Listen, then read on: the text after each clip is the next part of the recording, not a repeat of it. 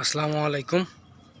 আশা করি সবাই ভালো আছেন। তো আমার হাতে যে কবুতরের বাচ্চাটা দেখতেছেন, এটা সকালবেলা এসে দেখি বাচ্চাটা মারা গেছে। দেখেন কি অবস্থা।